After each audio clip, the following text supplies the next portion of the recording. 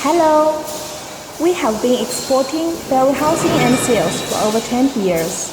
Look, this is our market share.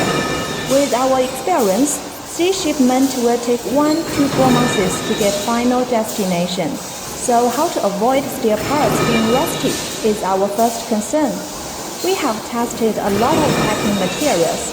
And here you can see we found the best solution. This is our instruction of packing. Now I will show you more details. After inspection, the first thing we do for you is clean the stamping oil from the products. This is to make sure your welding will be moving smoothly. This is our secret weapon, anti-rusty bag. And when we pack the berry housings, first step, we will use a very strong plywood case. Second, we will use anti-rusty bag and craft paper. Third, we will put all berry housings very tightly in the case. These are the products that will be shipped to all over the world. Maybe next time to you.